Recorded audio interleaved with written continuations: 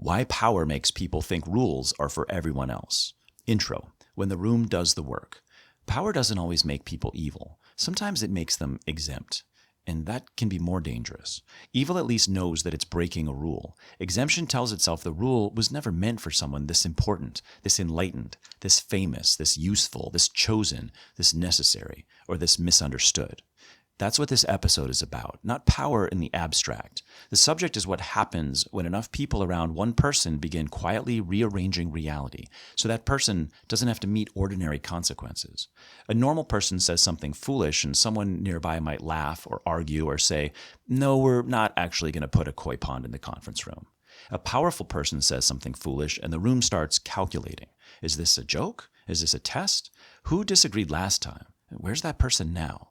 Power changes the information environment around a person. Bad news gets softened. Warnings arrive late. Confidence gets rewarded. Correction starts to feel like disloyalty. And after a while, the person at the center doesn't need to be insane to lose touch with reality. The room does that work for them. The wiring underneath this is familiar. Authority bias, obedience, conformity, dominant psychology, moral licensing, motivated reasoning, fear of exclusion, and incentive-driven silence. That same wiring can produce some funny things. A flower becomes forbidden material. A driver's rearview mirror becomes a legal issue. A dressing room becomes a controlled habitat. But the same mechanism gets much darker. A king treats weather like a rebellion. A cavalry brigade rides into cannon fire because the order came from above. A president convinces himself that the normal rules of workplace power do not really apply. A guru treats other people's boundaries as obstacles to their enlightenment. A domination influencer turns control into a brand. Then his followers treat criminal accusations as proof that the system fears him.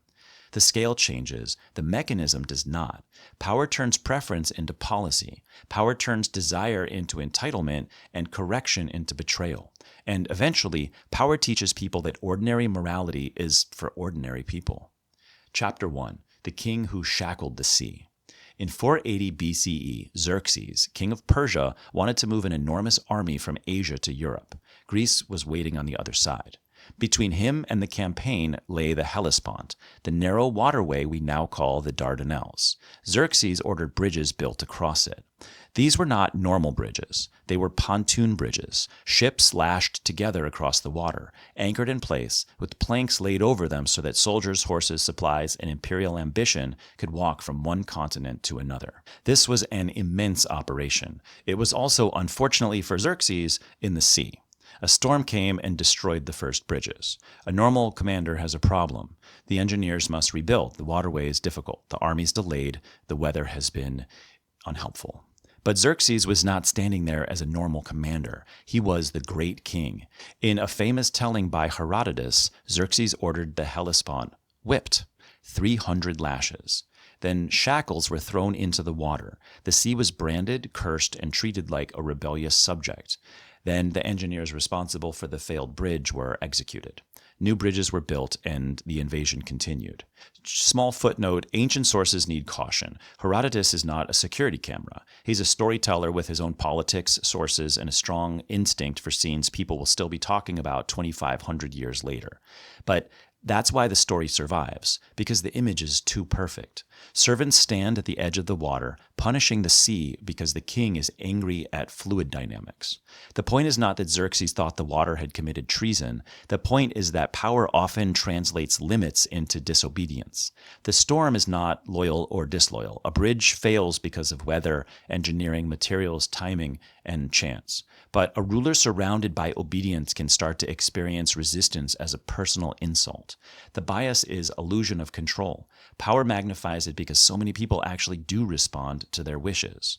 Then reality arrives wearing no uniform and refuses to salute. Xerxes could command armies. He just couldn't deal with a storm that didn't do what he wanted. And for a moment, power tried to discipline the weather. Chapter 2, the room where preference becomes law. Power doesn't only show up in palaces and battlefields. Sometimes it shows up at concert venues in Middle America. A concert rider is the document that tells a venue what an artist needs before a show. Some of it's practical: electrical requirements, medical needs, security, sound, stage, safety, quiet space, and transportation. The famous Van Halen "no brown M&Ms" clause was not really a diva demand. It was a safety test. If the venue missed the candy detail, the band knew instantly that the venue might have also missed dangerous technical requirements buried deeper in the contract. That's not eccentricity. That's inspection by chocolate. But other rider stories are different. Katy Perry's 2011 tour rider reportedly included a 23-point driver behavior policy. Drivers were not supposed to start conversations with her or her guests. They were not supposed to speak with fans, and they were not supposed to stare into the back seat through the rearview mirror. That detail needs context. A driver normally checks the mirror for safety. That's part of driving. But in this reported rider, the driver's gaze becomes a social boundary written into professional instructions. It's not just, please give me privacy. It's the transformation of a personal comfort preference into a rule another adult has to perform while doing their job.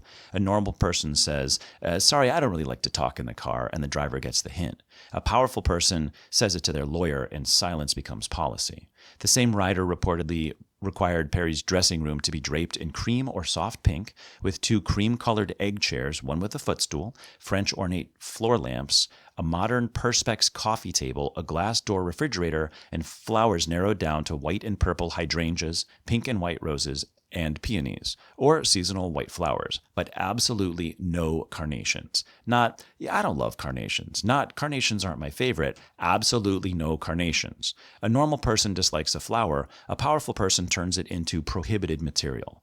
Beyoncé has her own rider mythology. In 2013, reports claimed her tour requirements included freshly painted white walls, a new toilet seat, red toilet paper, hand-carved ice balls, titanium drinking straws, special alkaline water, no junk food, and all staff wearing 100% pure cotton, supposedly to avoid allergic reactions.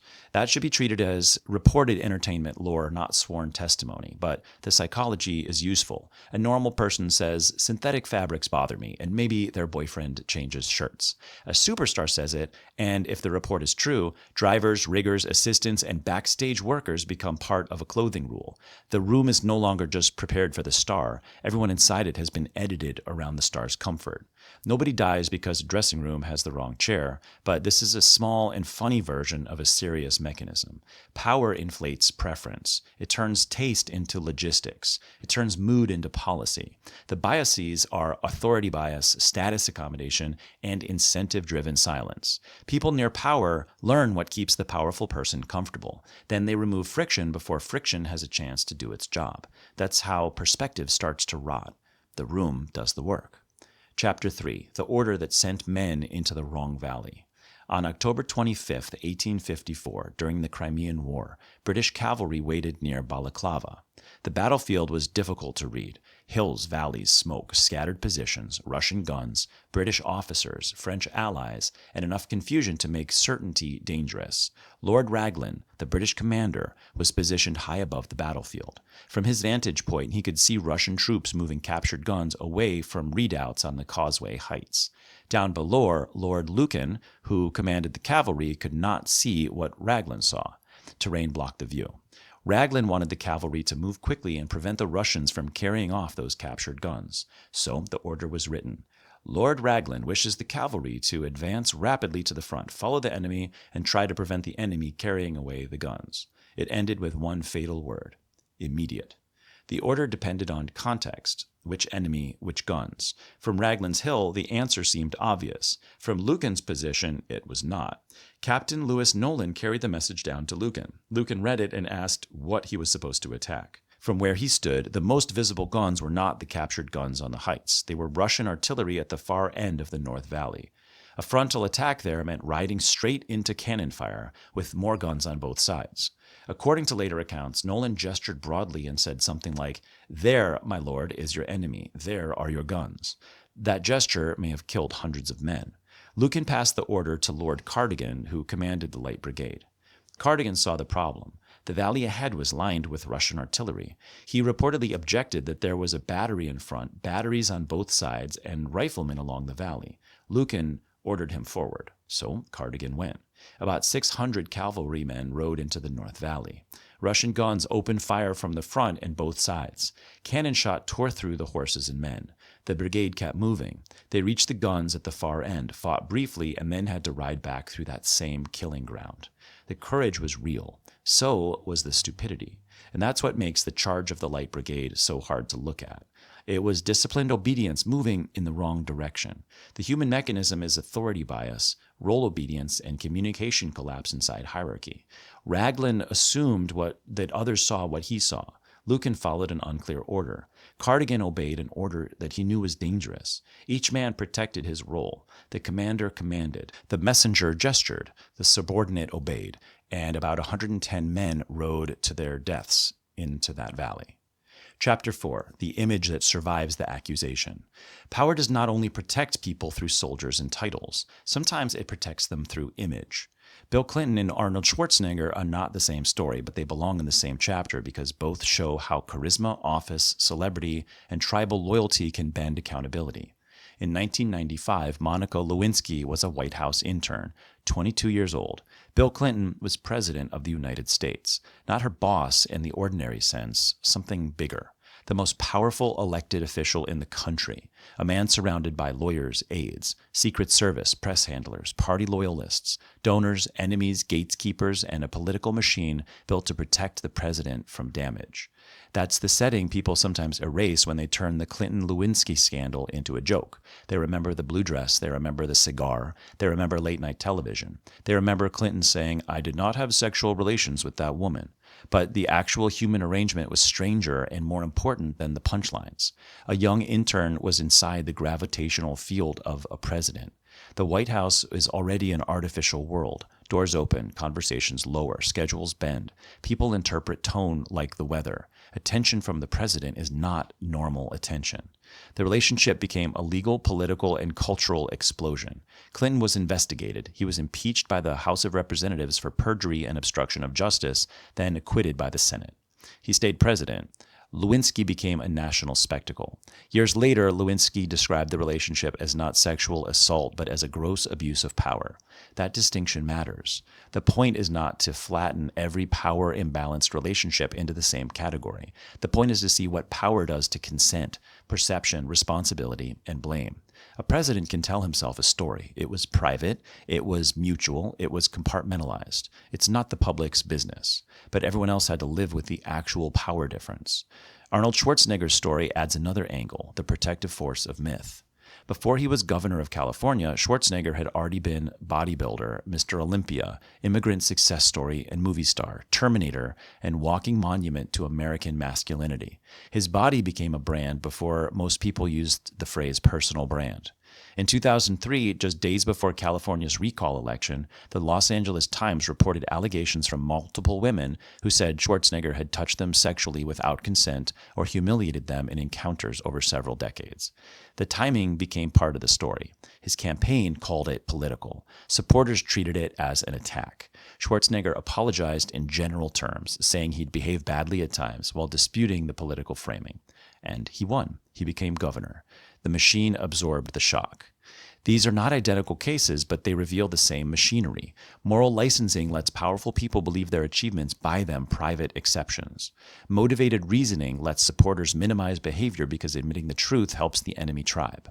The halo effect lets charm, office, talent, beauty, strength, intelligence, or charisma blur the moral picture. And costly confrontation avoidance protects the powerful because challenging them threatens access, career, belonging, money, or identity. The story is not that famous men are uniquely tempted. The story is that fame and office change the cost of saying no. Chapter 5, the harvest that existed on paper. In 1958, Mao Zedong wanted China to leap, not improve slowly, leap. The Great Leap Forward was supposed to transform China from a poor agrarian country into a socialist powerhouse. Communes would reorganize rural life. Steel production would surge. Agriculture would be revolutionized. China would catch up to industrial powers in a historical sprint. The campaign had drama. It had slogans. It had mass participation. It had the terrifying energy of a leader deciding reality was moving too slowly. Across China, rural people were organized into communes. Communal dining halls appeared. Private plots and household routines were disrupted. Campaigns pushed new farming methods, some driven more by ideology than agronomy. Backyard furnaces spread. People melted tools, pots, pans, and other useful metal objects to meet steel targets. Much of what came out was useless, but the target had political gravity. Then came the harvest numbers. Local officials began reporting enormous yields, not good harvests, miracles. Fields supposedly produced grain at levels that nature had not agreed to. Why would officials lie? Because truth had become dangerous. If one county reported ordinary outputs while another reported miracles, the honest official looked backwards, pessimistic, disloyal, and maybe even counter-revolutionary. If the top wanted abundance, abundance became the safe answer. Reports moved upward. Inflated figures became the basis for state grain procurement. If a county claimed it had produced a mountain of grain, the state could take a mountain-sized portion. But paper grain doesn't feed people. Imaginary harvests can't be cooked. Food was taken from places that didn't have enough. Communal kitchens ran out. Families hid grain. Officials searched for it. People starved while reports described success. That famine that followed became one of the deadliest catastrophes in the 20th century. Over 10 million people starved to death. That's the horror of false reality under power. The lie doesn't stay in speeches. It enters logistics. It enters procurement. It enters kitchens. It enters bodies. Nobody wants to be the first person to tell the emperor the field is ordinary, so everyone reports a miracle, and then the miracle kills people. Chapter 6. The Guru Who Moved Morality Upstairs. Spiritual power is especially dangerous because it doesn't always look like power. It can look like surrender. A student comes to a teacher with a longing, not just for information, but for transformation. They want freedom from anxiety, shame, their ego, their loneliness, their trauma, their ordinary life, ordinary confusion, ordinary selfhood. They want someone to point past the noise and say, "Here is the way." And that gives a spiritual teacher a kind of access most bosses and politicians can only dream of.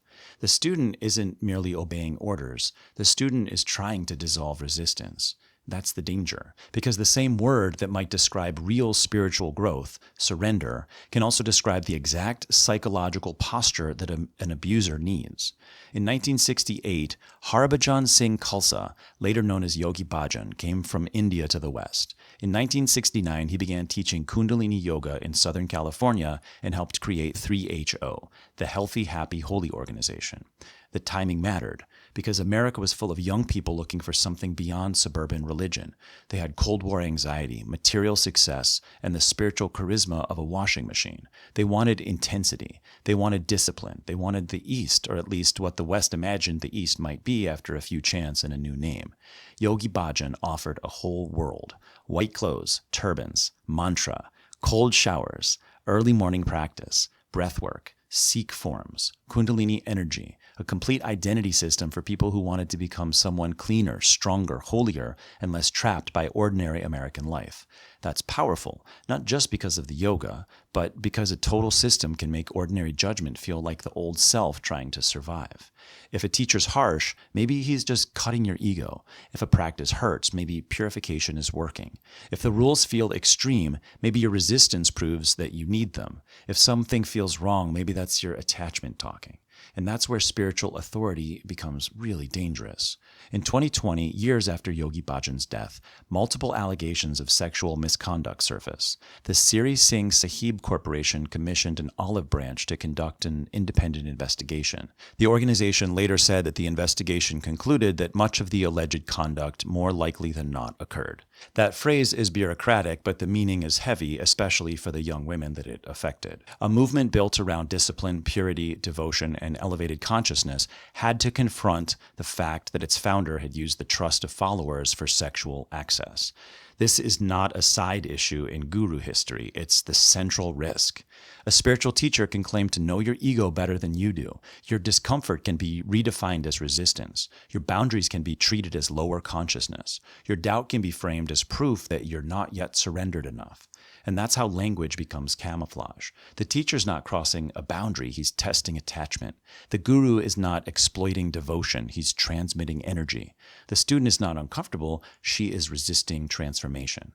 And once a community depends on the teacher's holiness, admitting harm becomes psychologically expensive. Followers have invested years, identity, friendships, marriages, money, practices, vocabulary, and the story of who they became.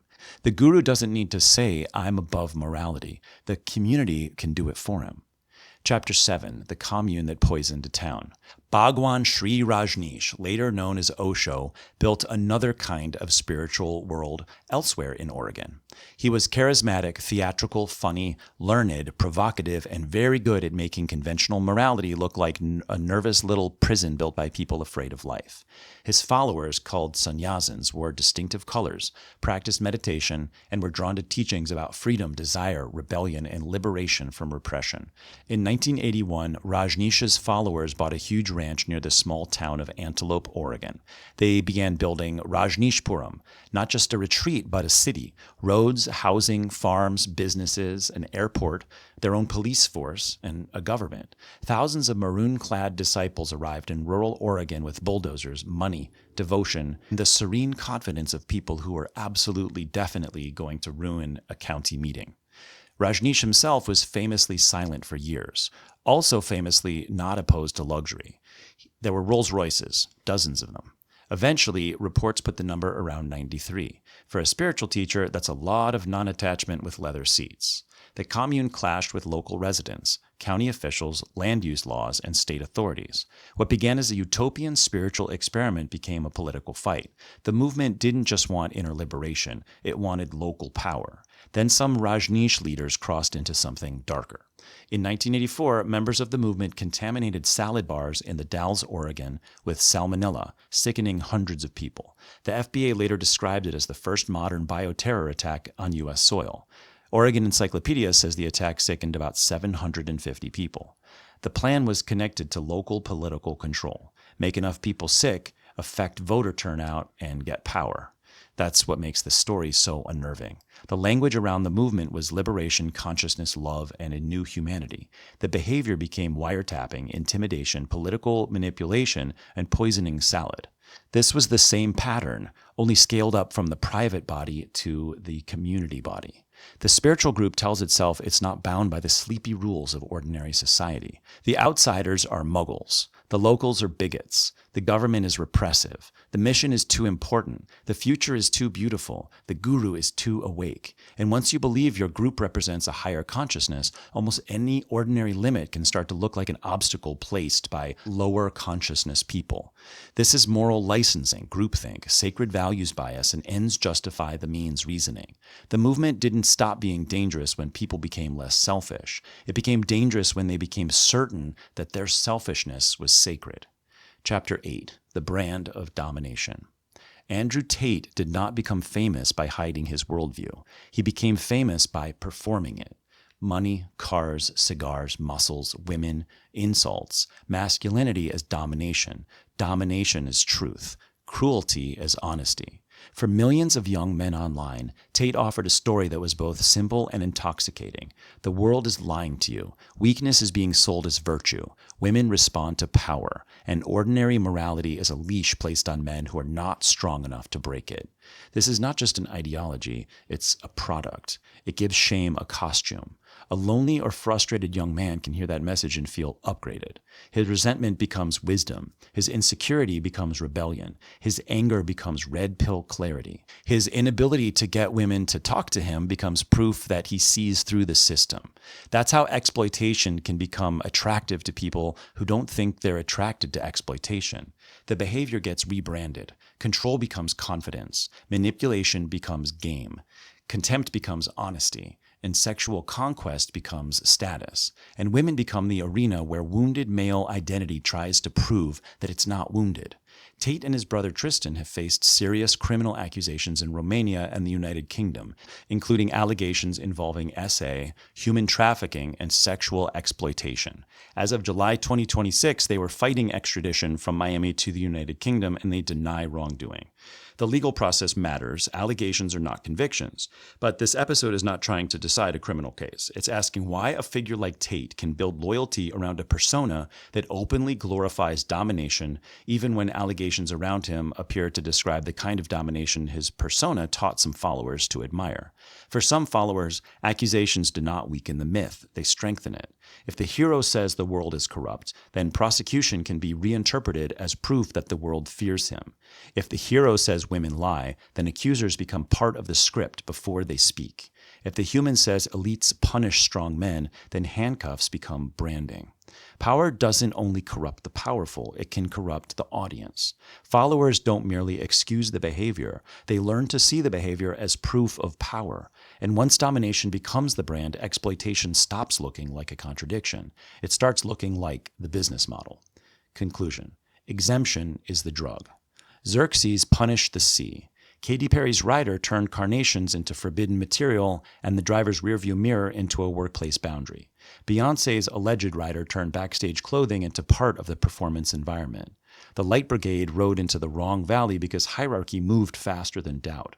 Clinton's presidency turned a workplace power imbalance into a national scandal where the younger, less powerful person paid an enormous public price.